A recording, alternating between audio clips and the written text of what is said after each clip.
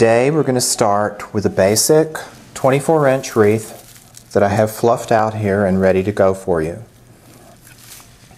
Now the first thing that you need to do, of course, once you've selected your theme, which as you can see here we've selected a candy theme with some candy canes. The next thing would be to select your ribbon.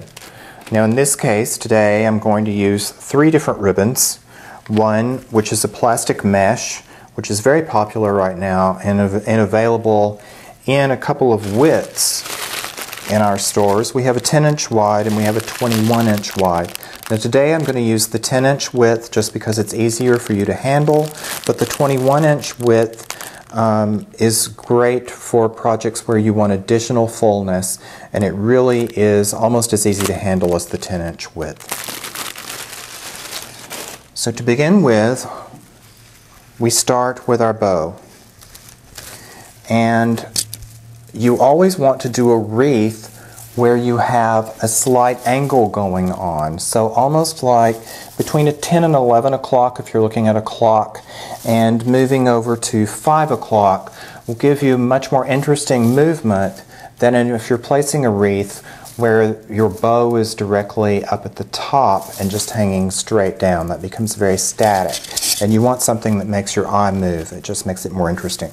So we're going to start with a fairly short tail on this side.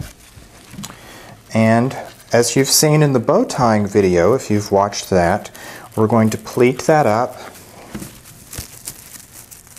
and do our half twist and form 3 loops with the mesh.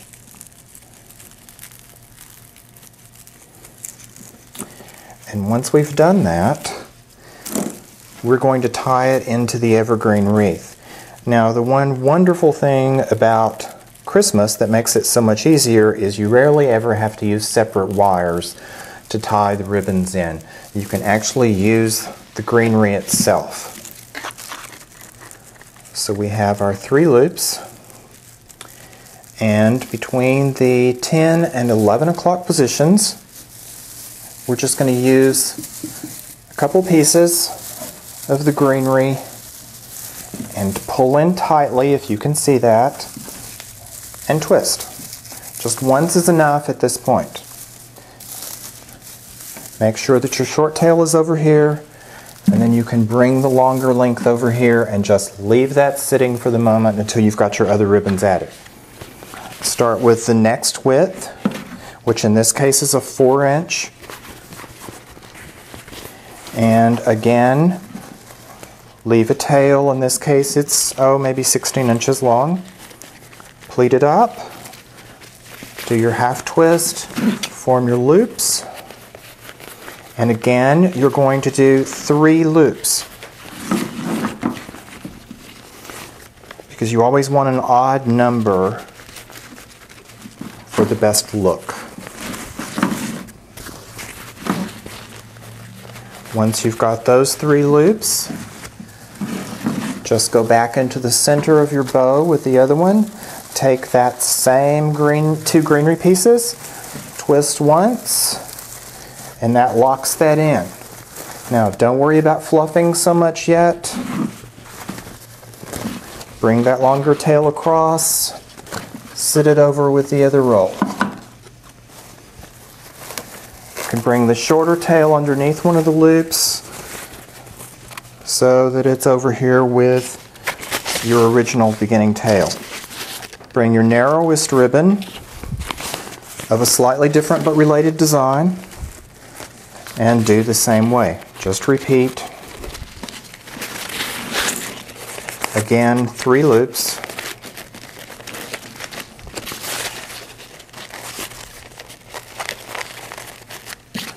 Pleat and twist. Remember, that's the trick so that you get the fullest and best control for your bow loops. Again, to the center of your bow, and use what's left of those greenery pieces, pull over and twist. Now, if for some reason your greenery pieces aren't long enough to add that many, just pull a couple more up beside it because you're going to be adding some ornaments in the middle of the bow, and your glue will help anchor it as well. Now at this point, run your hands inside those loops, run the fingers in, spread, and shape your bow out until you're kind of satisfied with how that looks. Again, bring your long tail over to the other side. And your bow is pretty much ready there. Now then, on this side, I'm going to trim my ends. You can trim them at an angle, particularly for the 2.5 inch width. That's the best. On a 4-inch angle, a lot of times I like to prune with a double point. Like so. It just makes it a little more interesting than one big long angled cut. The mesh itself, always just cut straight across, because the mesh is an open weave and that will ravel much more easily, so you want to just cut straight. That eliminates the need for the angle. Now on this side, your bottom side, all you're wanting to do is secure the mesh down. Don't worry about making another bow. So we're just going to gather that mesh up, leave your ribbon loose. One mistake that people make quite a lot is pulling the ribbon tight, and then it just looks uptight instead of relaxed and having a flow to it. To one side, gather up one ribbon. To the other side, gather the other in, so that you've just got it all pinched together.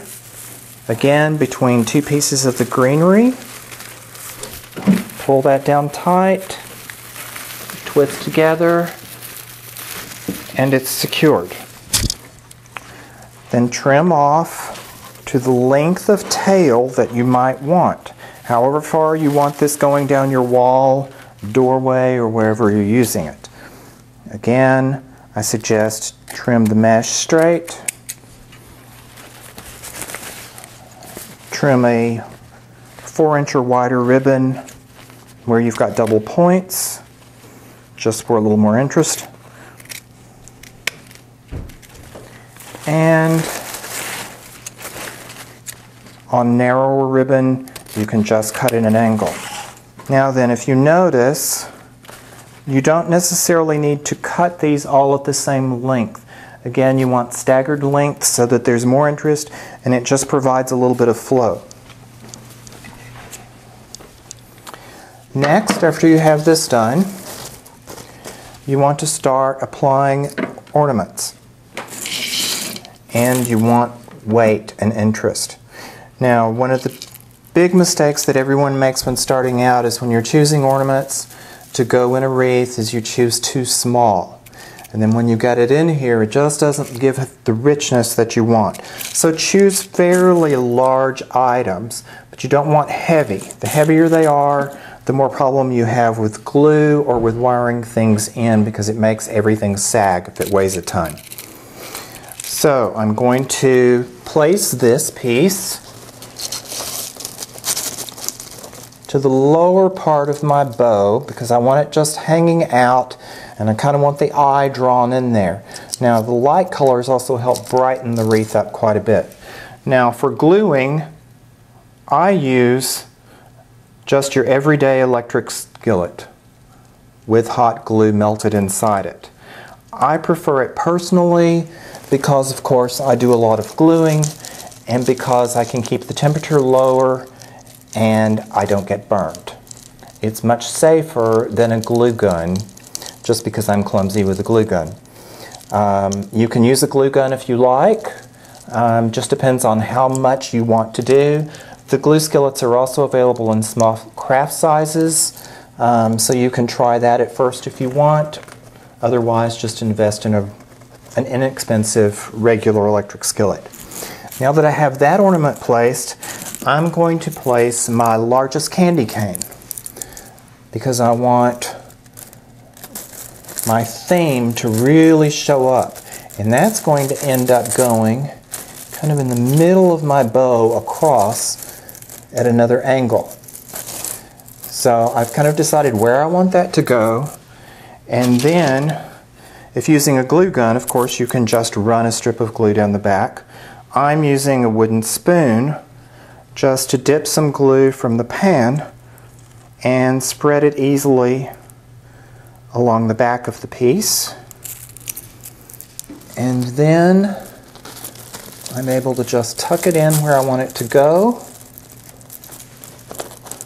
Make sure that it's secured with the ribbon. And I have that placed. Now, my smaller candy cane is going to go on the lower side, and it's going at the opposite angle. Again, I just spread glue and bring it over where my other ribbons are secured.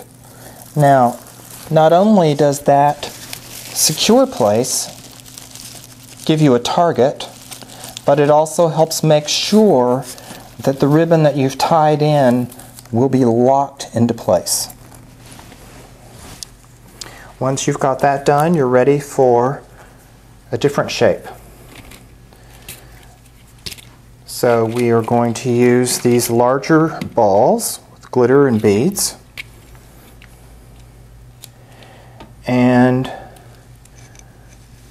where the center of my bow is, and this crosses over, I'm going to insert a red, and I'm going to make sure again that my loops come up. I'm not mashing the loops down inside the bow. I want to work my ornaments in between the loops. And then I'm going to do a green to pull out the other colors, and that's going to go on the outside here and tuck in just so. And that gives me my main weight, my main focal point. Now then, I need to do a lesser amount of weight on the bottom feature, so I'm only going to use one ornament down here with my candy cane, the smaller one. And I'm going to tuck that in and have to hold it there just for a few seconds so that it thoroughly sticks. You always want to use a smaller amount of weight toward the bottom as you do the top. You don't want your attention fully split when you're looking at any design. You have the main feature, and then you have the accessory or secondary features. Okay. Dealing with this empty space over here, we want to spread a little bit of the weight around, and we still want to keep the simpler elements of our design in order to do that. So we're going to put a second red one over here. That gives us a total of 3 reds.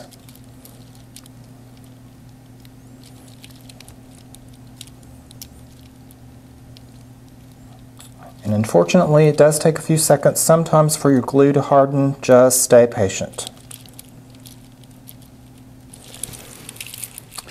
Then we're going to do another green on the other side in the empty space.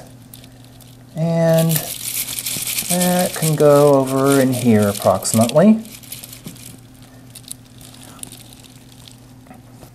Go ahead.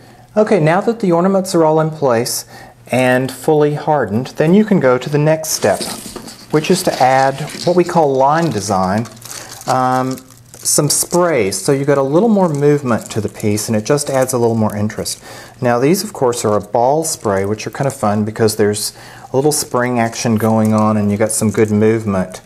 To create a different line in the piece, you want to first come over to this side a little bit and insert a spray into the bow where you're creating almost like fireworks shooting out the side. And we're going to create a line across the piece.